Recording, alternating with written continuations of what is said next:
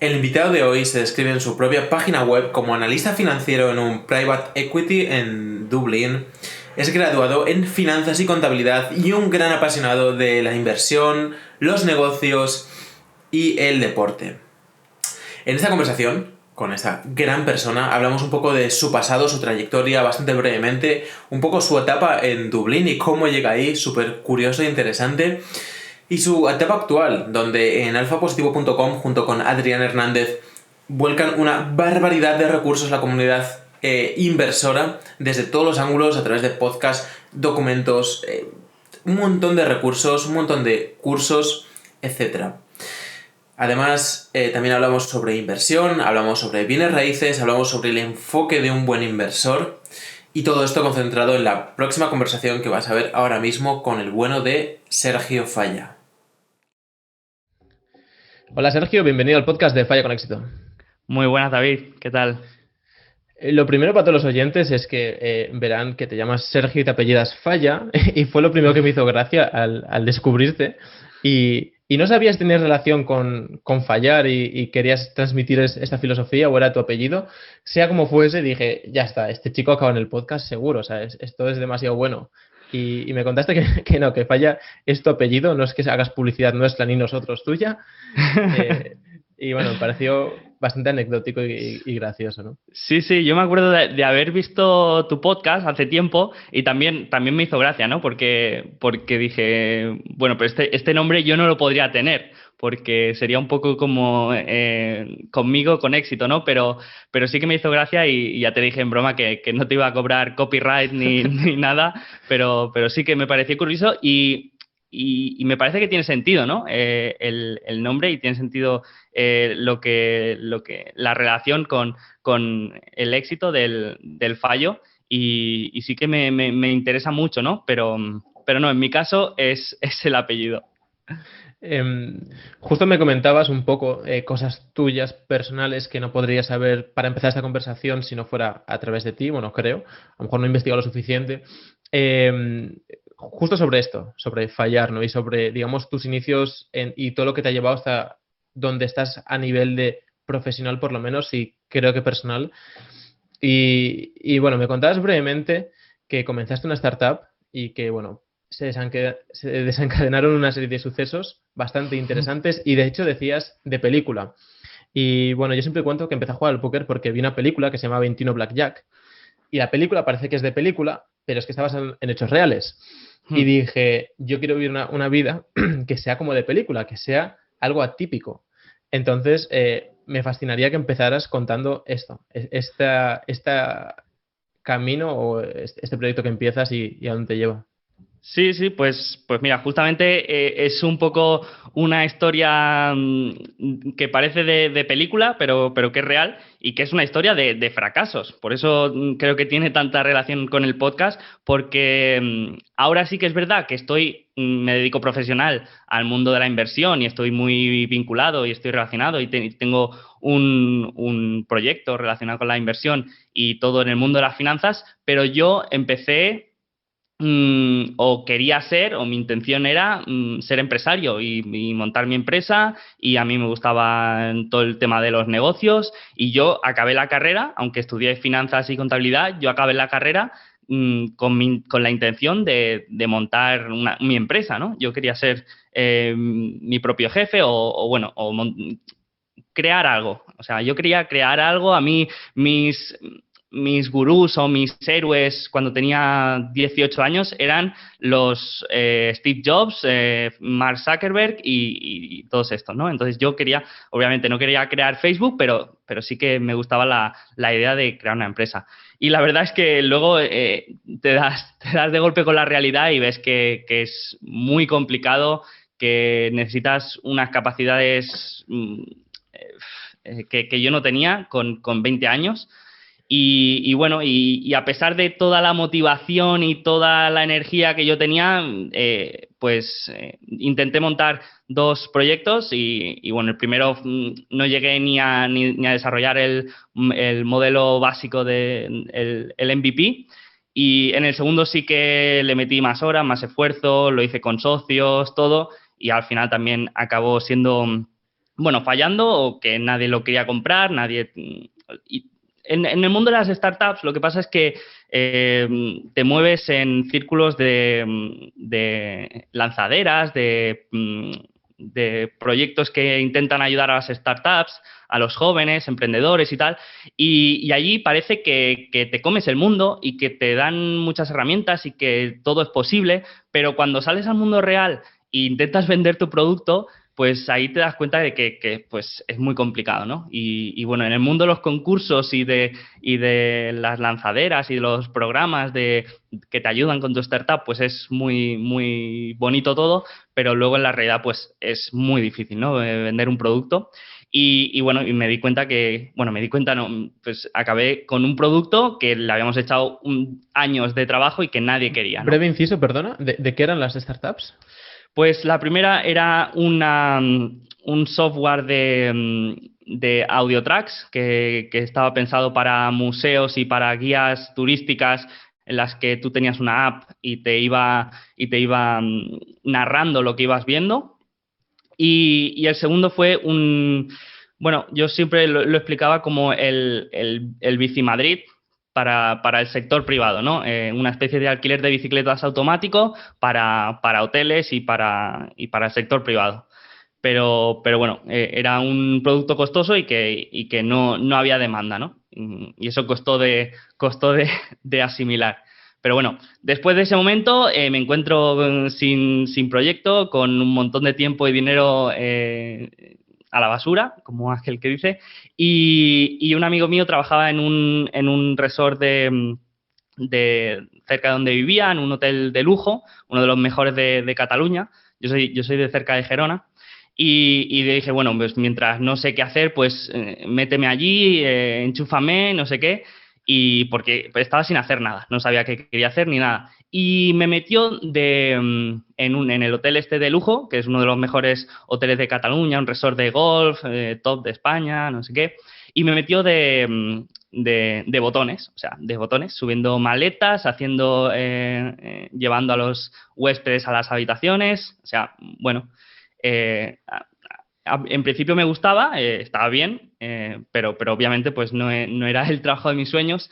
Pero a las 2 semanas me llega la jefa del hotel y me dice que viene el propietario del resort y que yo voy a hacerle de chofer, que venía de vacaciones una semana y que yo iba a hacerle de chofer. Y claro, ahí todo el mundo te empieza a decir que el propietario, que una vez uno le miró mal y lo echó del hotel, que bueno, yo ya estaba, era el típico que cuando venía todo el mundo se ponía firme, todo el mundo, bueno, el gerifalte máximo, digamos, ¿vale?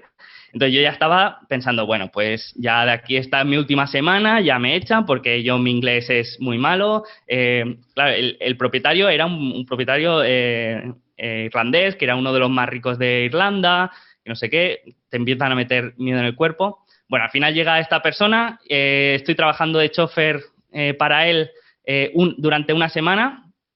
Y lo que sucede en la realidad es que es una persona maravillosa, que estoy con su familia pues llevándolos a todos lados, a restaurantes, a parques temáticos, bueno, están de vacaciones y yo era el chofer, ¿no? Y al final de esa semana pues hicimos muy buena relación, le gustó mucho cómo lo hicimos, teníamos muchos temas en común, también le gustaba mucho el deporte, yo también. Entonces, al final de la semana lo llevé al aeropuerto y de camino al aeropuerto, esta persona, que era un hombre de negocios de Irlanda, me dice, oye, yo ya le había explicado mi historia de mi startup fallida y todo, y me dice, mira, ¿qué te parece si yo te doy trabajo para trabajar para mí y yo te enseño todo lo que sé de negocios, ¿sabes?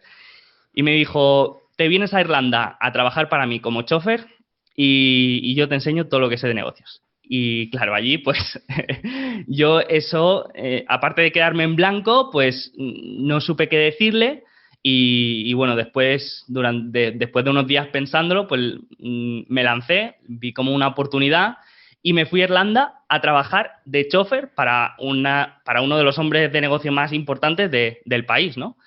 Y bueno, yo eso lo vi como una oportunidad para meterme en el mundo corporativo de más alto nivel, ¿no? Entonces, yo fui para trabajar de chofer, pero con la mentalidad de, no, esto va a ser el pie en la puerta que me va a permitir entrar en el mundo corporativo, ¿no?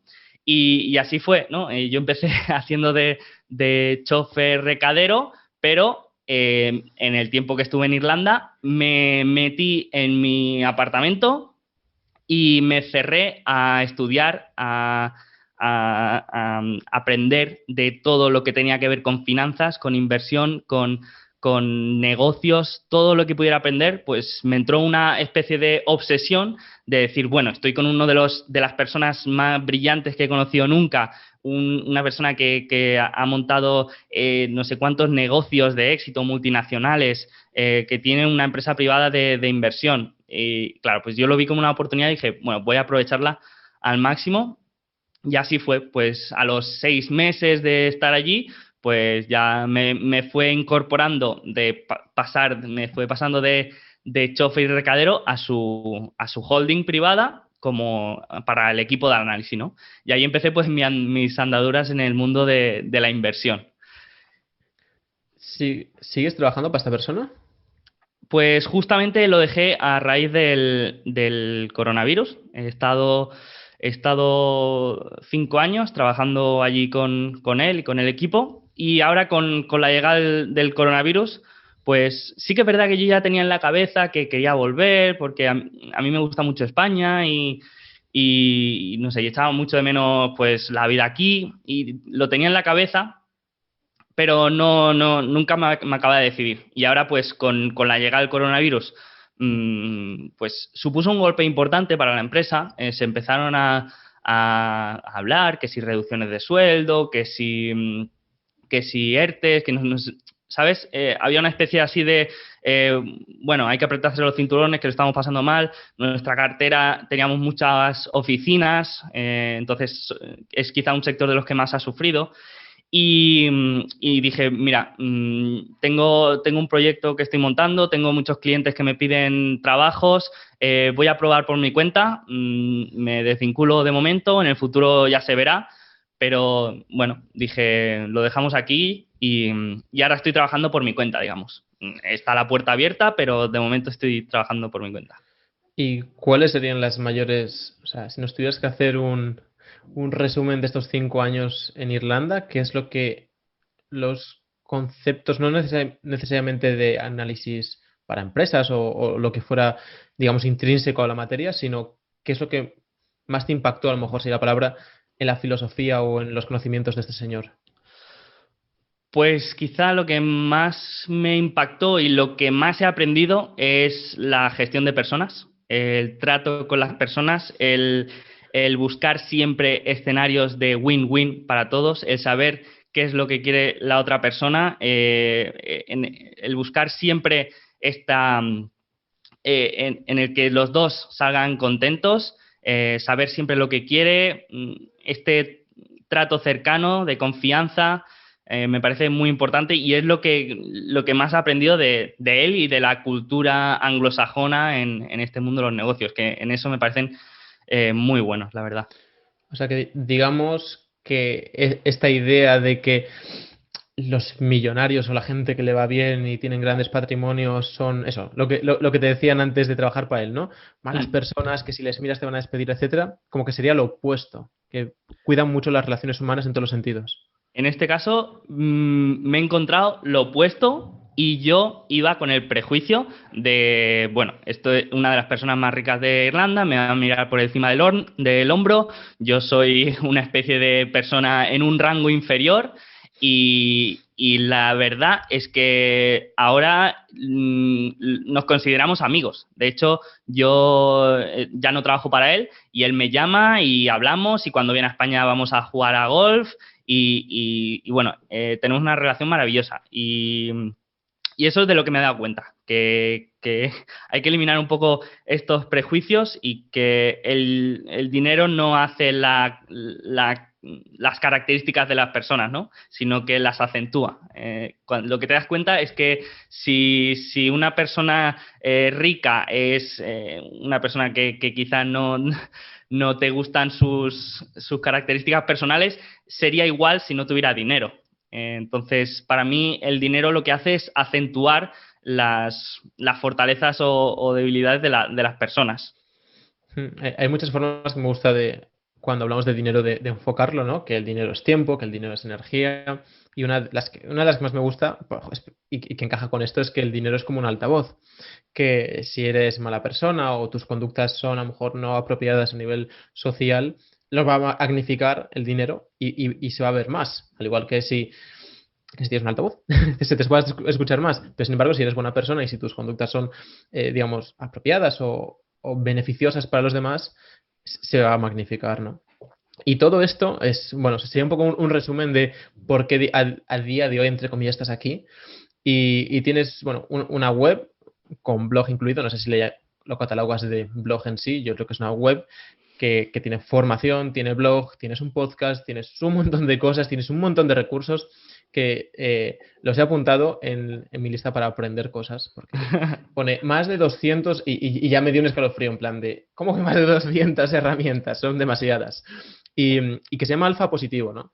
Y bueno, yo llevo poco tiempo en el mundo de la inversión y conociendo y profundizando un poco en el mundillo y conociendo a gente como a ti, ¿no? O Fernando Alonso a través del que te conocí, que te decía antes. Y quería mejor que empezases hablando de qué significa Alfa Positivo, ¿no? Para que la gente tenga un poco, o sea, vea el significado y que nos cuentes un poco sobre este proyecto, qué hacéis ahí, todo lo que tenéis, porque no tenéis pocas cosas, y luego si eso profundizamos sobre algún tema en concreto. Sí. Bueno, Alfa Positivo, el nombre, alfa significa, en el mundo de la inversión, es un poco un juego de palabras, alfa significa el retorno por encima de la media que obtienes tú como inversor. Entonces, cuando tienes alfa positivo significa que estás por encima de la media, ¿no? Entonces, el juego de palabra que intentaba hacer era que esto estaba orientado a gente que no se contentaba con estar en la media, sino que quería siempre más y que quería hacerlo lo mejor posible, ¿no? Entonces, este es un poco un juego de palabras. Y la idea salió de todo el proceso que te he dicho que estuve en Irlanda.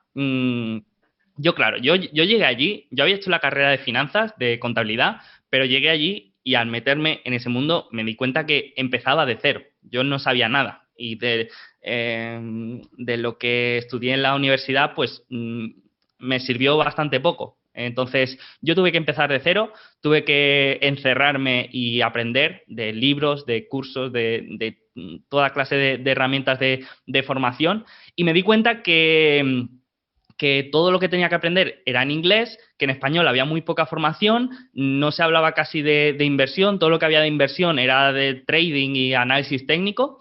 Y sí que es verdad que ahora hay mucha más variedad y hay muchos más proyectos que me parecen súper válidos y súper buenos y que ojalá hubieran estado cuando yo empecé.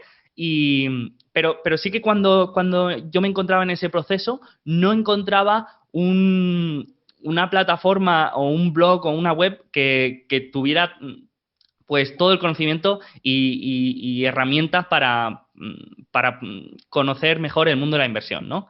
Entonces, allí se fue incubando un poco la idea de Alfa Positivo, ¿no? No es una idea que se formara en un periodo corto de tiempo, sino que se ha ido formando con el tiempo y que yo iba desarrollando, ¿no? Pues quería un sitio donde hubiera también una comunidad, donde no solamente hubieran cursos, sino que también hubieran herramientas y también casos prácticos y con todo esto pues lo fui desarrollando, ¿no? Y ahora pues justamente este año lo hemos lanzado, empezamos con el podcast, luego ya con el tema de cursos y herramientas, y ahora pues mi visión un poco es a que sea un one-stop shop, un sitio donde puedas encontrar todo, ¿no? Desde cursos hasta herramientas, una comunidad, casos prácticos, análisis, ideas de inversión. Luego también estamos desarrollando una herramienta para descargar datos financieros de todas las empresas, es decir, que tengas todo en un mismo lugar. para que así de esta forma, digamos, no te pase lo mismo que te pasaba a ti, ¿no? Como te comentaba, yo también he hecho, o sea, tengo proyectos de formación y un poco cuando me preguntan sobre por qué empecé a hacer estos proyectos, ¿no?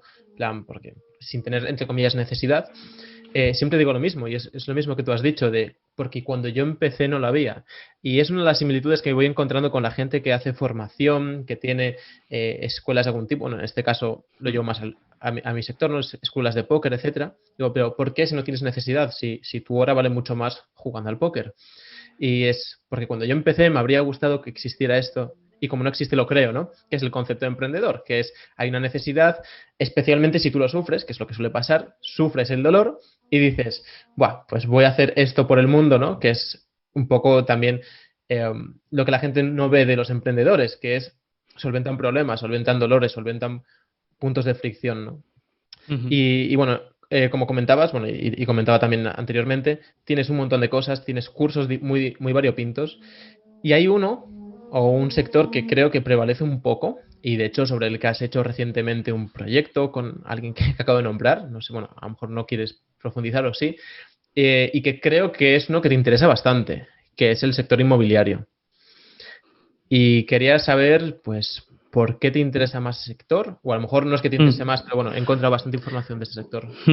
Bueno, realmente me interesa porque es a lo que me dediqué en Irlanda. Este hombre del que hemos hablado pues tenía una holding, ¿vale? Una holding es como una empresa matriz que tiene varias ramas y una de esas ramas era private equity, que es la inversión en empresas privadas, y otra rama era la de real estate.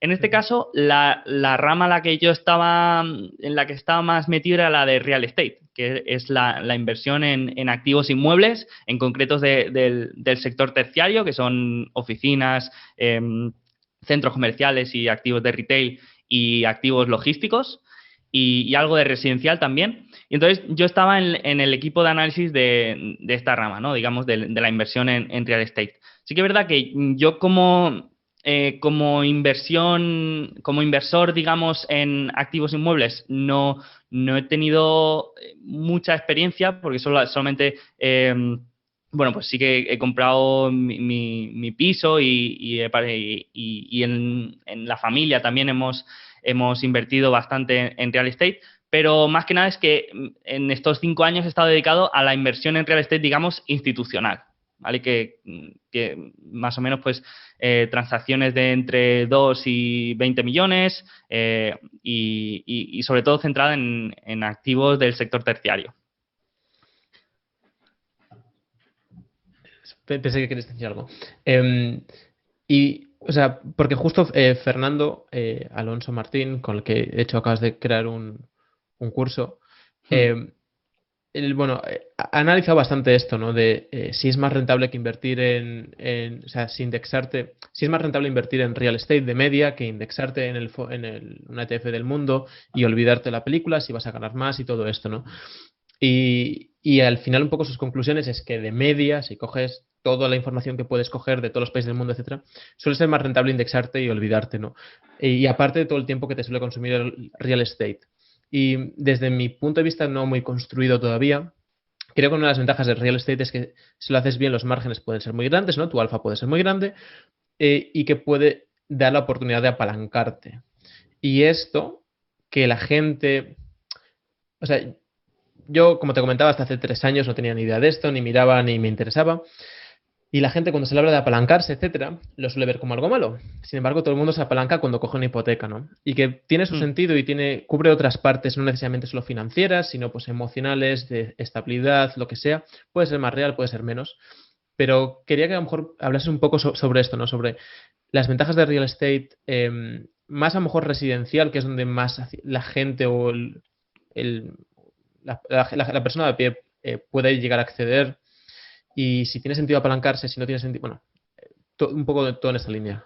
Sí, a ver, para empezar, no es que tenga sentido apalancarse, es que la inversión inmobiliaria sin apalancamiento es una de las peores inversiones en cuanto a retornos. Es decir, una inversión de pagar en cash un edificio tiene unos retornos muy malos. El sector inmobiliario tiene unos retornos muy malos, los activos inmobiliarios, mejor dicho. Entonces, el retorno se obtiene cuando apalancas esta inversión, el coste de financiación es bastante bajo, entonces, digamos, multiplicas un poco este retorno sobre el activo financiero. Aún así, los retornos sí que es verdad que están cercanos, aún apalancándose, están cercanos a la media que se ha obtenido histórica de la renta variable, ¿no? Entonces, teniendo estos retornos que son más o menos similares entre la inversión activa en real estate y la renta variable, teniendo en cuenta todo el consumo de tiempo y energía que lleva la inversión en real estate, pues yo no la recomiendo de manera general. O sea, si me lo pregunta un amigo, ¿no? Pero después es verdad que, como tú has dicho, pues hay muchos matices y muchas situaciones en las que para ciertas personas puede ser mejor la inversión en real estate, ¿no? Al final, pues sí que es verdad que de manera psicológica pues da cierta seguridad y hay personas que se sienten más cómodas con teniendo una casa en propiedad. Entonces, a la conclusión que llegamos un poco es que la inversión en real estate está aconsejada cuando tu coste de oportunidad es bajo, es decir, no te sientes cómodo con la renta variable, no te sientes cómodo indexándote, no te sientes cómodo con esa volatilidad, pues bueno, puede ser una buena opción. Otra buena opción, en el caso de comprarte tu casa, es cuando sabes que vas a estar en un mismo lugar durante mucho tiempo y también valoras el tener tu casa y poderla personalizar y poder pues adaptarla a tu gusto. Pero sí que como inversión, digamos, yo invierto en una casa porque quiero alquilarla a otras personas, pues es más difícil, ¿no? Porque cada vez más este sector está tendiendo a la profesionalización. Es decir, ya no es como antes que tu vecino compraba una casa y se la alquilaba, sino que ahora, pues, ya no hay ese crecimiento que hemos tenido desde los años 2000, en el que da igual lo que comprabas, que tenías una buena rentabilidad. Ahora tenemos unos precios más estables. Entonces, los beneficios, la rentabilidad, viene de la eficiencia en la gestión, la eficiencia en todos los procesos de gestión de los inmuebles, y esto se consigue un poco a base de escala, ¿no? Cuanto más grande sea y más edificios tienes, pues mayor es tu eficiencia de costes en la gestión de estos activos inmuebles. Por lo que sí que es verdad que comprar solamente un apartamento quizá es muy difícil que sea una buena inversión, a no ser que siempre pues encuentres una oportunidad, que una persona ha fallecido. Siempre hay casos concretos, pero en general, digamos que, por ejemplo, ahora tengo aquí un edificio a mi lado, ¿no?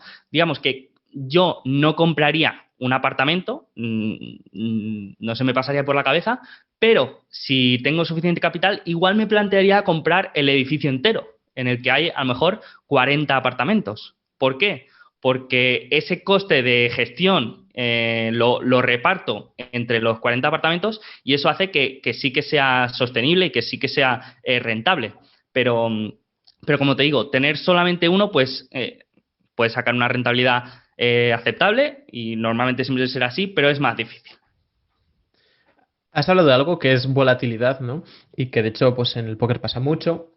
Hay gente que, o sea, yo llevo jugando al póker 11 años casi y medio, profesionalmente más de 8, y bueno, son muchos millones de manos, las pones delante y está claro que no es, o sea, no es que después de 5, 6, 7, 8 millones de manos la desviación típica te haya sido favorable X cantidades. Es que literalmente has sacado un alfa positivo o un EV, que se llama el póker, ¿no? Expected Value, o una ventaja.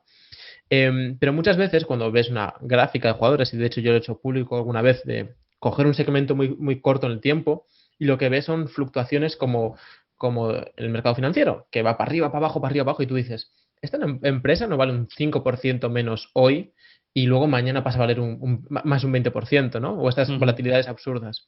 Y que siempre intento decir a la gente que volatilidad no es riesgo, simplemente es volatilidad, ¿no? Ujú. Y haciendo incluso un poco, bueno, me gustaría ver las dos partes, ¿no? Un poco, ¿qué piensas tú de la volatilidad? Porque según ha ido pasando el tiempo, creo que hay méritos en querer reducirla, sacrificar cierta ventaja, o sea, ventaja, digamos, de beneficio esperado, ¿no? Um, para reducir esa volatilidad. Aunque nosotros, bueno, creo que somos los dos bastante jóvenes y por lo general no suele ser lo más rentable. O sea, por una parte eso, ¿qué piensas tú? Y por otra, ¿cómo gestionaba, digamos, esta empresa en la que trabajaste, ¿no? Porque es una empresa grande y también está expuesta a la volatilidad, como comentas. ¿Y qué pensaba un poco de esto? Sí, a ver, la volatilidad, estoy totalmente de acuerdo que no es sinónimo de riesgo, pero hay que entender un poco por qué se da, ¿no? La volatilidad se da en el mercado de renta variable, porque en el mercado privado tú tienes una casa y no tienes gente en la puerta ofreciéndote dinero por esa casa cada día. Lo que pasa en la renta variable es que si tienes una empresa que tiene casas, tienes miles de personas que están pujando por comprarte esas acciones de esa empresa y miles de personas vendiendo. Entonces, lo que nos encontramos en estos mercados es que hay multitud de diferentes actores y hay actores en los que su horizonte temporal es a un día, hay actores en los que su horizonte temporal son meses, hay otros que son años y hay otros que son 5 o 10 años, ¿no? Entonces, al encontrarse estos diferentes actores, pues se da esta volatilidad y para los que piensan en comprar una empresa a 5 o 10 años, pues esta volatilidad yo no la veo como un riesgo, sino como una oportunidad, ¿no? Que te da el mercado. Entonces, hay empresas que igual en el corto plazo, por algún problema puntual, por expectativas, por narrativas concretas del momento, pues no se cree que vayan a subir y estos actores que juegan al corto plazo, pues no las quieren, las venden y se produce esta volatilidad, ¿no? Y en esos momentos, pues para los que buscan empresas buenas para el largo plazo, pues es una oportunidad, ¿no? Yo siempre lo digo que yo mis días buenos, o sea, cuando yo estoy alegre es cuando cae todo, cuando hay caídas masivas en la renta variable, yo soy el hombre más feliz del mundo, lo veo como unas rebajas y bueno, son días que estoy de alguna manera excitado y contento, ¿no? Entonces, esto es como yo veo la volatilidad, como una oportunidad. Sí, de hecho, un símil que me gusta bastante cuando yo mismo estructuro y hablo con otra gente que sabe menos que yo, lo cual ya es difícil sobre el sector, y me gusta ejemplificarlo así, es si tú pones la misma casa que tú, o sea, por una parte es el mercado de valores, ¿no? Que hay gente, digamos, hablando sobre el precio o la cotización de una empresa a tiempo real constantemente, y luego está tu casa.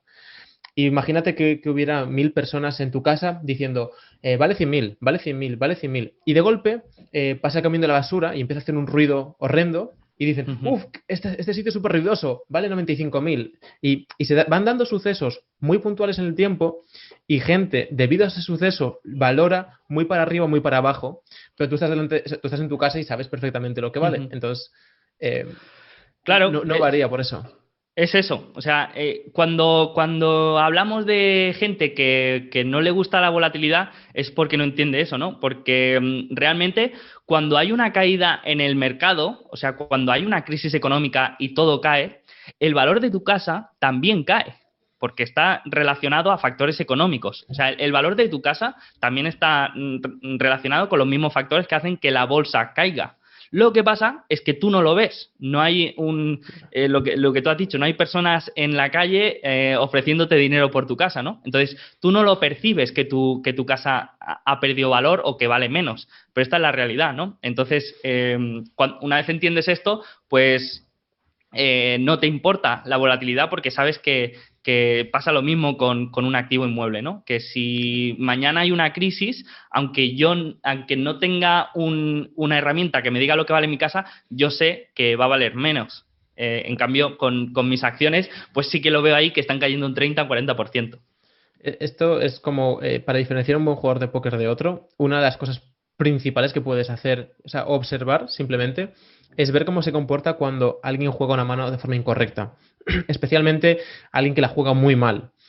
si te frustras, si te fastidia que te gane porque tiene un 15% y todo este tipo de acontecimientos, a pesar de que esté mal, es que entonces no eres muy bueno, por lo menos en la parte mental y de gestión y de entender la volatilidad, las desviaciones típicas, etcétera.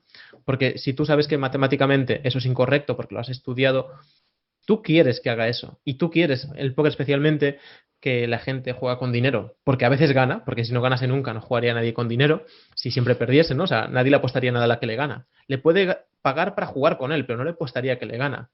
Le apostaría que le gana para poder jugar con él, pero no porque piense que tiene una ventaja. Y en el póker ocurre exactamente esto, ¿no? Ves a un jugador bueno cuando alguien comete una atrocidad matemáticamente y se pone contento. Y dice, pero es horrible. Y dice, pero te ha ganado. Y dice, pero es que da igual. Volatilidad, pero le da igual porque entiende que si se sigue comportando de esta manera. Hay una parte de la inversión, cambiando un poco de tema, que creo que es súper importante, como en cualquier área en la vida. Yo antes pensaba que era en el póker solo, y es en todas, en mi opinión, y es la parte mental. La parte de, bueno, la parte mental se puede ir en muchas líneas, ¿no? Se puede juntar con la parte emocional, etcétera, que de hecho, bueno, es una de las que te quería preguntar, ¿no? Y es cómo contemplas tú toda esta parte, digamos, de más de gestión personal, gestión de emociones, incluso de procesos, digamos, lógicos o de no estar sesgado a la hora de invertir, a la hora de tomar decisiones financieras, si hay algún tipo de modelo que sigas, el mítico responder un formulario de preguntas o cómo lo haces. Bueno, a ver, yo creo que sesgado siempre vas a estar. Por mucho que conozcas todos los sesgos que tenemos y todos los bias y todos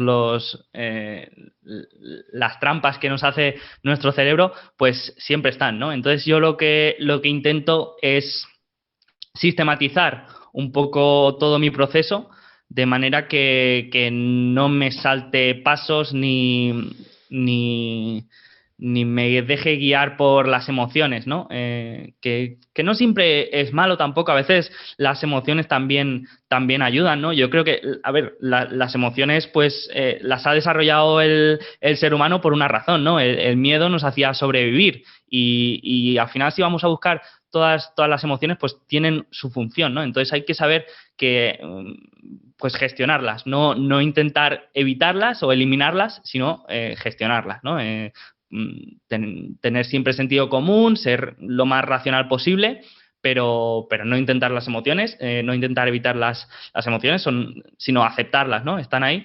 Y entonces yo lo que intento hacer es sistematizar un poco todo el proceso, ¿no? Pues, por ejemplo, cuando invierto en una empresa, sé que no es escuchar hablar de una empresa, leer algo y ya le doy al botón, sino que esa empresa tiene que pasar unas fases que yo tengo establecidas, tiene que pasar unos filtros y eso lleva tiempo y no me lo puedo saltar y no porque pase algo ya me voy a saltar todo ese proceso e ir directamente a invertir en ella, ¿no? Y para vender igual, yo tengo una especie de KPIs que me intento hacer siempre que invierto, por ejemplo, en una empresa, que son KPIs que definen un poco mi tesis, ¿no? Yo cuando tengo una tesis en una empresa, pues la intento definir de manera lo más cuantitativa posible, ¿no? Es decir, yo creo que esta va a ser una buena inversión porque va a tener unas ventas de X% más que el año anterior, porque va a reducir sus costes X, ¿vale? Entonces, yo intento definir unos KPIs. Si no se cumplen, entonces puedo iniciar ese proceso de venta, pero yo no puedo irme directamente a vender porque ha pasado algo, sino que intento que siempre haya un proceso que sigo, ¿no? Y esto pues me ayuda mucho porque sí que es verdad que a veces pues pasan muchas cosas de golpe, hay noticias, rumores, tal, y bueno, y tienes que intentar aislarte del ruido que a veces es difícil. Esto que se llama KPIs, que desconocía de hecho el término, es un poco, digamos, las justificaciones o, digamos, los objetivos o lo que aspiras a que ocurra en la empresa. Bueno, KPIs son Key Performance Indicators Vale. y te dicen un poco métricas que son importantes para ti o son relevantes para ti de esa empresa, ¿no? Entonces, un KPI puede ser, no sé, si es una empresa de real estate, pues las nuevas adquisiciones o el crecimiento de las rentas like for like o cualquier métrica concreta de esa empresa. ¿Estas métricas las encuentras o las creas tú, digamos, en función de tu análisis previo? La mayoría de veces las encuentras, otras tienes que hacer un pequeño cálculo y otras no son números, sino, no sé, me lo invento, que tenga buenas reviews en la plataforma de reviews, no sé, me invento. Que hay veces que no son métricas cuantitativas, sino que son cualitativas. Es como el póker en este sentido. Cuando hablamos de matemáticas, hablamos comparando, o sea, el análisis matemático está hecho en función de una estimación siempre. Tú no sabes la mano del oponente, tú tienes una estimación. Si fuera ajedrez, tú sabrías sus movimientos y puedes medirlo. En el póker lo medimos por una estimación estimamos que tiene este conjunto de manos, entonces enfrentamos o una mano, o por lo general tu conjunto de manos, que pueden ser 50 combinaciones, 100, 200, las que sean, contra otro conjunto de manos. O sea, es una estimación. Y, o sea, al ser una estimación y es más fácil sesgarte, sueles compararlo con otras personas, buscar otras opiniones. ¿Te fías bastante de tu criterio? Yo, o sea, me fío bastante de mi criterio, pero sí que suelo, sobre todo al principio, me suelo apalancar en opiniones de los demás, en personas que respeto, que admiro, para evitarme perder el tiempo, ¿no? O ahorrarme cierto tiempo, porque si tengo una persona que admiro y que me gusta su filosofía y que compartimos ciertos criterios de selección de empresas, por ejemplo, y me dice que ha encontrado una empresa que le gusta mucho y ha invertido en ella, pues ya automáticamente ya ha entrado en mi universo de interés, ¿no? Luego no voy a invertir porque ella invierta, y tengo que desarrollar mi propia convicción, porque creo que esta es una de las claves que te da poder después a la hora de gestionar tus emociones. Es decir, si tú desarrollas tu propio criterio y tu propio conocimiento y tu propia convicción en una empresa, después, cuando vienen las situaciones en las que hay que gestionar las emociones, tú, si has hecho este trabajo previo, tú ese proceso de gestión de las emociones lo vas a llevar mucho mejor, vas a tomar mejores decisiones y vas a saber lo que tienes que hacer y vas a actuar de una mejor manera. Si ese proceso de análisis de una empresa está medio hecho por ti, medio has cogido convicción de otras fuentes y así, puede salirte bien. Pero en las situaciones importantes que se dan cada cierto tiempo, que son situaciones de estrés, de que pasan muchas cosas de golpe y quizá pues la cotización baja y tú no sabes por qué, tú pierdes la sensación de control, no sabes qué está pasando, ahí tomas malas decisiones. Entonces, para mí es importante hacer tu trabajo y desarrollar tu convicción. Sí, de hecho hay una palabra que has dicho en esta línea que dijiste, bueno, gestionar las emociones es importante, pero la sistematización, ¿no? Y yo cuando empecé un poco a querer, digamos, mejorar como ser humano para ser mejor jugando al póker, gestionar todo, etcétera, descubrí el tema de los objetivos y los puntos de control y tu visión y bla, bla, toda esta línea. Y en los últimos años, de hecho, los últimos 2 o 3 para aquí, pienso que los objetivos en sí, bueno, de hecho estamos en el momento perfecto, estamos grabando a 30 de diciembre para hablar de los objetivos que están hiper sobrevalorados, ¿no? Que los objetivos en sí están bien, pero no te dan prácticamente nada. Y la tema, de hecho, ha habido alguien por Twitter, bueno, de la comunidad de póker, que ha puesto algo de mis objetivos para el año son, y ha puesto 4 cosas, ¿no? Y creo que están mal estructurados muchas veces porque el objetivo en sí muchas veces no es lo que pensamos que es, ¿no? O sea, no es utilizar una herramienta. Voy a usar todos los días la aplicación para meditar. Tu objetivo no es usar la aplicación para meditar, eso es la herramienta para llegar a un estado para X, ¿no? Determinado. Y eso se crea a través de sistemas, ¿no? Y me ha parecido súper interesante que lo hayas dicho porque es algo que todavía cuesta reconocer, ¿no? De, mi objetivo es este ya, pero ¿qué sistemas estás creando para eso? Pues hago lo de siempre, pero Bueno, ayer lo hacía mal, pero hoy va a ser diferente y no va a ser diferente, va a seguir siendo igual porque no estás creando nada digamos, para avanzar en esa línea, ¿no? Que es mucho más importante centrarse en crear un sistema porque el resultado sale solo luego. Sí, tú lo has dicho. A mí me parece que los objetivos están bien, pero tienen algunos puntos que no me gustan. Uno es que el objetivo se centra mucho en la meta y no en el camino. Es decir, estás haciendo una especie de compromiso en el que no vas a ser feliz hasta que no llegues a esa meta y te estás un poco sacrificando y pones el foco en un camino un poco sacrificado, ¿no? Después es que no defines cómo vas a llegar a ese objetivo, ¿no? Está el foco en la meta y no en el cómo llegar a esa meta. Entonces, creo que los sistemas son mucho más efectivos y en vez de definir una meta, tú defines la dirección en la que quieres ir, defines hacia dónde quieres ir y cómo lo vas a hacer, ¿no? Y me parece mucho más interesante, mucho más efectivo y que te hace disfrutar mucho más el camino. No sé, y lo encuentro más efectivo, ¿no? Ir diseñando un sistema que puedas ir mejorando de manera constante, irlo generando a través de hábitos y rituales, y esto me parece aplicable en todos los campos, tanto en la inversión como en la salud, como en cualquier campo de tu vida. Ahora que lo has dicho, ¿tienes así algún hábito, algún ritual que repitas siempre o aunque no repitas siempre, que sea típico?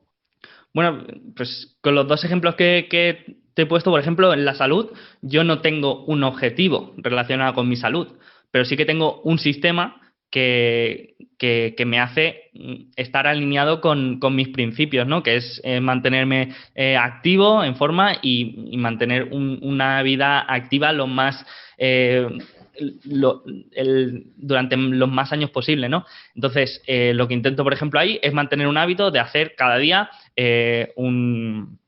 una hora de actividad física. Lo que intento también es los fines de semana, por ejemplo, pues quedar con amigos para hacer algún deporte. Lo que intento, pues, hacer el fasting, ¿cómo se llama? No me acuerdo. Ayuno intermitente. Ayuno intermitente. Pues si estoy trabajando mucho en casa, ahora que estoy trabajando mucho en casa, pues me tengo que poner hábitos para mantenerme activo. Me he puesto una barra aquí para hacer dominadas. Me voy poniendo trucos para ir moviéndome. Entonces, ¿cómo lo hago? No me pongo un objetivo. Diseño sistemas para que me ayude a todo esto, ¿no? Entonces, ¿qué hago? Pues me he preparado un escritorio para trabajar de pie. Me he comprado un reloj que me dice cada cierto tiempo que me levante y mueva el culo. Me voy poniendo trucos o voy diseñando mi entorno para que me alinee con esta dirección en la que quiero ir, ¿no? Pero no tengo ningún objetivo concreto. Claro, bueno, según lo entiendo yo, ahí estás creando, bueno, hábitos y sistemas, ¿no? Para mí una definición de sistema un poco así, lo más mundano y rápido para hablar de un sistema es algo que creas hoy para que te facilite un mañana. Eso también puede ser un hábito, pero el hábito no te tiene por qué facilitar, pero aún por encima que mañana lo va a hacer más fácil, ¿no? Pero bueno, a lo mejor lo explico mal. No que lo haga más fácil porque tú lo haces automáticamente, sino porque va a depender incluso menos de ti. Requiere menos intervención, ¿no? Por el claro, sistema. sí. Para compararlo un poco con el hábito, ¿no? Porque a lo mejor estamos hablando de los dos y puede que haya alguien que... Incluso yo hasta hace 3 años no había escuchado la palabra sistema. Sí, bueno, el ejemplo clásico es a la hora de conducir, ¿no? Que al principio estás pendiente del cambio de marchas y del embrague y que tienes que estar pensándolo todo y haciendo un esfuerzo mental para realizar esa acción, y a través de la práctica ya vas conduciendo y lo haces automático, ¿no? Ya no estás pensando, tengo que poner primera, tengo que poner segunda, sino que lo haces automático. Pues la creación de hábitos es un poco eso, automatizar estas acciones que quieres hacer. Y ahora que se ha hablado un poco de disfrutar del camino y de que lo importante es el camino, de hecho estoy 100% de acuerdo, y que muchas veces no, siempre cuando tenemos un objetivo, lo que solemos buscar es algo detrás de ese objetivo. Tú no quieres el coche de lujo, tú quieres la sensación que te va a transmitir eso, que puede ser libertad, puede ser reconocimiento, la razón que sea, ¿no? Que hay, digamos, en todo lo que haces, estoy 100% seguro porque tengo varias plataformas, en unas gestiono de forma más activa, en otra tengo también socios, pero no todas las tareas me gustan. ¿Cuáles son las tareas que más disfrutas haciendo? Tanto a nivel de inversión, de analizar empresas, como a nivel de gestionar todo alfapositivo.com y todo eso. Mm, Quizás lo que más disfruto es compartiendo ideas con gente cuando descubro algo y tengo siempre esta red de amigos, digamos, dentro de este mundo con las que comparto ideas bueno, y intercambiamos curiosidades acerca de ese tema, o cuando, no sé, alguien me habla para decirme que le ha servido mucho algo que he hecho o algo que ha escuchado de mí, o algún podcast o cualquier cosa, pues eso disfruto mucho, me llena mucho, digamos, de todo el mundo de Alfa Positivo. Del mundo de la inversión, no sé, a ver, te mentiría si no te dijera que no disfruto viendo mi patrimonio crecer cada vez más. Es como una sensación de bienestar continua, pero en el proceso, digamos, a mí lo que me gusta es encontrar cosas, descubrir cosas que no sabía, aprender cosas nuevas. Es como, no sé, el motor, digamos, que me hace estar activo y seguir queriendo estudiar cosas y descubriendo nuevas empresas, ¿no? Eso creo que es lo que más disfruto. Teniendo la sensación de que soy más listo que ayer, digamos, o que sé más que ayer.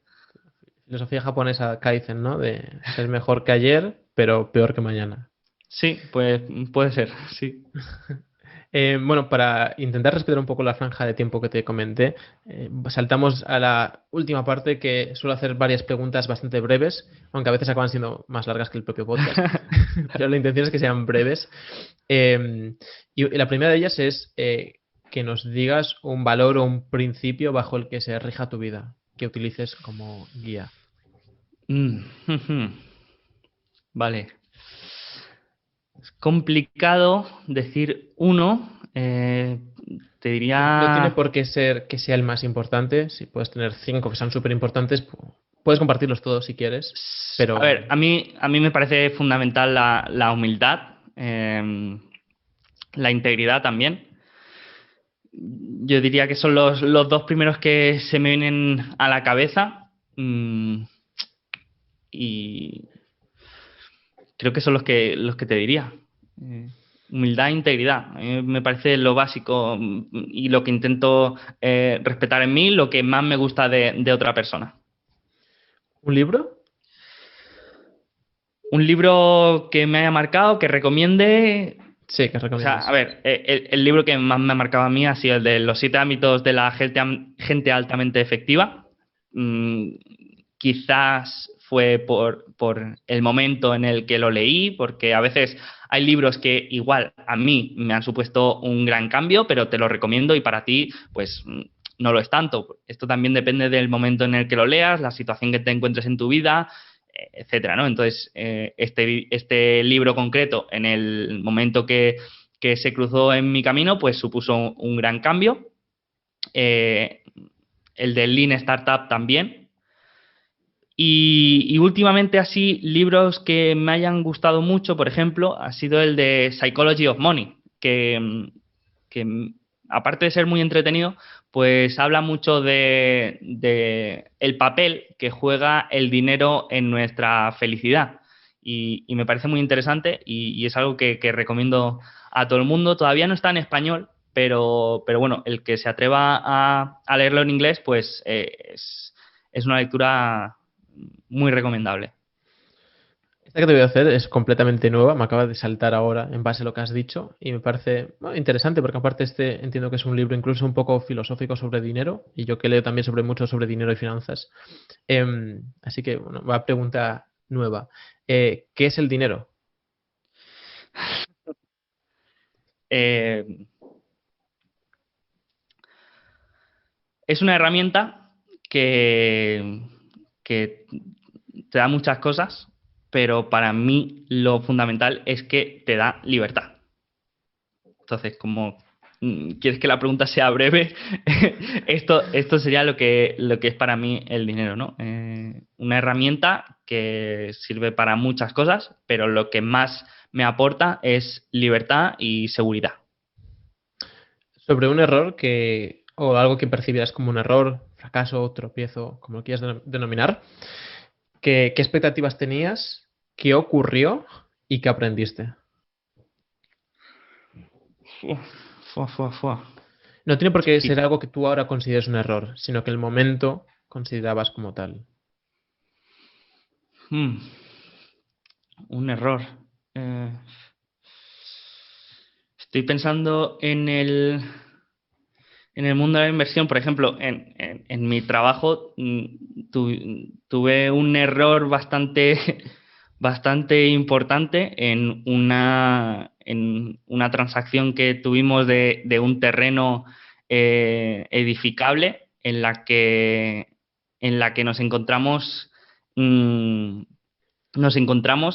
después de haberlo comprado con que se encontraba dentro de ese terreno unas plantas japonesas, que ahora no me acuerdo el nombre, que estaban protegidas.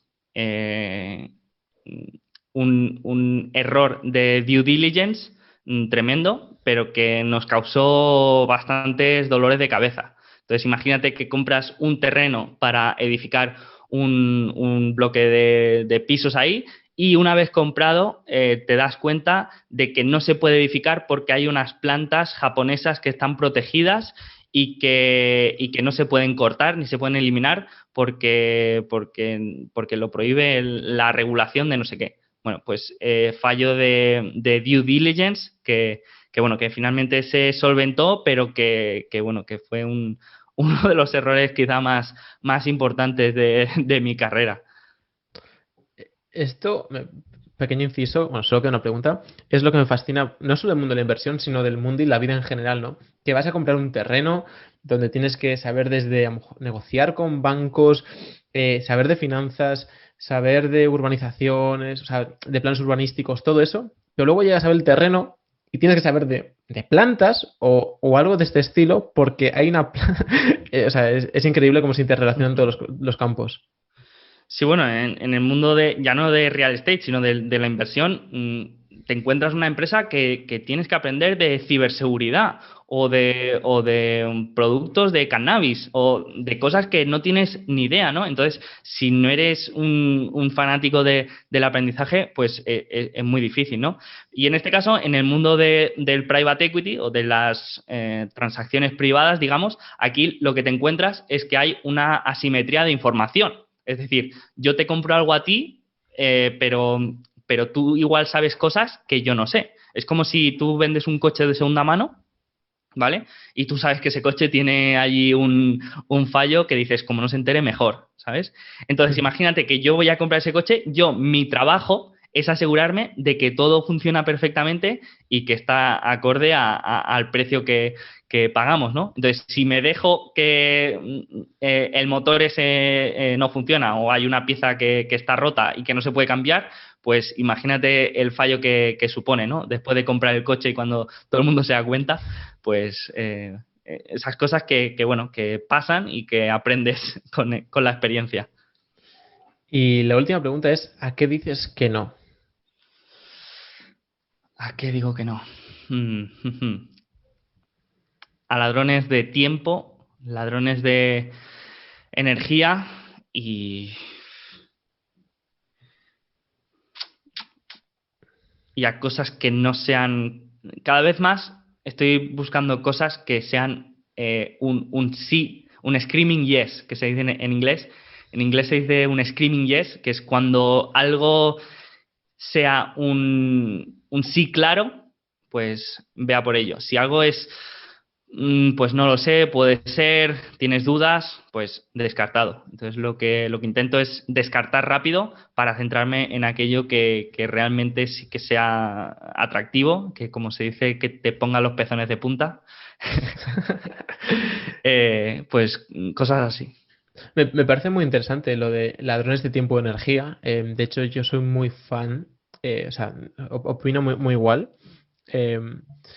Y hay algo con lo que yo literalmente lo practico. Bueno, ahora ya no es que lo practique, es que literalmente lo tengo claro, pero en su inicio era una práctica de voy a empezar por algo pequeño. Y es cuando te intentan dar un papel por la calle del estilo que sea, de comida, de cualquier tipo de publicidad, siempre es en plan de no sé lo que me va a ofertar, pero no necesito nada. Y si bien es cierto que en algún momento esa oferta que te llaman por teléfono y te ofrece la empresa telefónica, te ofrece lo que sea, por lo general te están robando, ya no es tanto muchas veces el tiempo, sino tu atención. O bueno, el fondo es tu tiempo y tu energía porque luego vas a pensar sobre ello, a lo mejor llegas a casa, dices, oh, me llamaron de no sé qué. Y es un tiempo y una energía que estás dirigiendo en una dirección, por lo general, absurdo. O sea que me gusta mucho. Sí, sí, sobre todo en redes sociales, pues creo que hay que tenerlo muy presente. Yo quizá en la que estoy más activo y la que suelo mirar más es Twitter. Y al principio quizá veía algo que no me gustaba o algún comentario que creía incorrecto, que no estaba relacionado conmigo, pero me metí ahí a dar mi opinión, a intentar defender por qué eso no era correcto. Y con el tiempo me he dado cuenta que desde que he empezado a descubrir la herramienta de silenciar palabras y personas y aceptar que hay muchas opiniones y muchas maneras de ver la vida y no tengo que yo imponer las mías, pues disfruto más de Twitter, de toda esa herramienta. Incluso cuando alguien me dice algo que no me gusta, lo acepto y le digo gracias por el comentario y ya está, pero sí que no intento no entrar a razonar o a imponer mis ideas o mis argumentos. ¿Y hay algún tema que te apasiona, que te gustaría hablar o dar unas pinceladas que no hayamos tocado o algo que yo haya ido saltando de tema y te hayas quedado en plan de ¿quería decir esto? No, lo que pasa es lo que te he comentado, que tengo el problema que me gustan muchos temas, ¿no? Entonces, me ¿Eso es gusta una virtud? tanto... Sí. Yo no soy muy fan de la especialización. Yo no soy muy fan. Me gusta más, no sé cómo lo conceptualizaría, pero me gusta más el ser único en mezclar diferentes conceptos, ¿no? Entonces yo creo que quizá tú eres único y eres especial porque mezclas temas de póker con por ejemplo, desarrollo personal y con otro tema, ¿no? Entonces tú tienes un perfil único en eso, ¿no? Entonces yo también intento tener varios temas y que no sea uno más de inversión, sino que sea un perfil diferente, ¿no? Entonces toco tanto inversión en empresas como real estate, me gustan mucho temas de productividad, temas de herramientas también concretas como Excel, también me gustan mucho. Entonces, intento ser un espécimen único en ese aspecto. O sea, me fascina la idea porque, de hecho, yo soy más creyente de que, o sea, deberíamos saber lo básico, los basics de todo, ¿no? Si se te avería el coche, pues para no quedarte tirado y de saber cocinarte algo y saber de todos unos básicos y luego no que deberíamos ser súper expertos de solo de un tema, sino de tener varios que seguramente, o sea, siempre va a haber uno que eres mucho mejor, hay otro que a lo mejor le has dedicado un tercio del tiempo, pero que tienes mucha inquietud por ellos, porque luego la interconexión de esas áreas diferentes va a generar lo que tú dices, alguien único y diferente, y es, ¿de qué sabe esta persona? Y de forma aislada, sí, sabes de lo que has dicho, a lo mejor ciberseguridad, productividad y naturaleza. Y la capacidad de interrelacionar los conocimientos es lo que crea, de hecho, la mayor parte de las nuevas empresas que se crean a día de hoy suelen ser 2 o 3 ideas juntas. O sea, la disrupción, de hecho, por lo general suele ser ideas que nos han juntado antes. Pero suelen ser cosas, o sea, suelen ser 2 cosas que ya existían y se juntan. O sea que, sí, muy de acuerdo. hace poco lo vi así, más conceptualizado como un modelo T en el que tenías que saber, tenías que tener un conocimiento horizontal de muchas materias, pero un conocimiento más profundo, vertical, de algunas concretas, ¿no? Entonces, me parece muy interesante y muy relacionado con lo que has dicho de interconexión en los puntos en que encuentras analogía y que si eres experto en póker te va a dar muchas herramientas que te van a servir para el mundo de la inversión y para el mundo de la negociación y para cualquier mundo. Uh-huh. Sí, opino exactamente igual.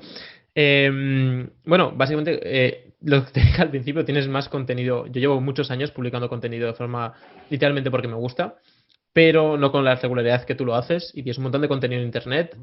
Cuéntale un poco a la gente dónde te puede encontrar puedes playarte lo que quieras. Bueno, pues básicamente lo que suelo hacer de manera recurrente es el podcast de Alfa Positivo, que cada semana publico un episodio entrevistando a algún experto, algún profesional o hablando de algún tema. En Twitter también estoy bastante activo. Y luego en la página web pues voy publicando cursos, análisis, herramientas y luego en YouTube también publico algún vídeo, pero de manera más esporádica. Una de las cosas que quiero hacer este 2021 es crear mi propio canal, aparte del de Alfa Positivo, para hacer vídeos más off-topic, digamos, pero de momento no está disponible. Y esto es donde me pueden encontrar. Dejaremos los enlaces en la descripción y todo ese tipo de cosas que siempre se dicen. Pues nada, muchas gracias por tu tiempo. Ha sido un placer escuchar un poco ese recorrido y esa historia típica, porque o sea, es atípica y de hecho un poco a mí me fascina todo lo que sean. O sea, la idea con el podcast, de hecho, es esa, ¿no? O sea, es entender que para tener éxito hay que fallar y hay que equivocarse. Y que cuando yo, ante muchos años, he hablado de cosas que leía en libros y que viajaba y conocía a una persona y se lo contaba a mis amigos o a quien fuera, era en plan, me miraban en plan de el rarito, ¿sabes? En plan de vuelve a la biblioteca con los libros. Y es en plan, no, pero que hay mucha gente así. Y era en plan de, que he dicho que nos sacas de la biblioteca. Y un poco la idea es eso, traer gente que es en plan de, pues yo he tenido esta experiencia y la tuya es diferente a la mía, pero tiene ciertas similitudes, ¿no? Me decían que esta persona era así y al final, mira, era así. Y estos caminos, digamos, atípicos, que todos tenemos caminos atípicos, solo que algunos tienen similitudes, ¿no? Así que, bueno, muchas gracias por tu tiempo y esperamos volver a hablar contigo en relativamente breves. Cuando quiera, David. Muchísimas gracias a ti por invitarme. Es un placer siempre hablar de estos temas. A mí me encanta, así que encantado y nada, muchísimas gracias. Cuídate. Igualmente. Adiós.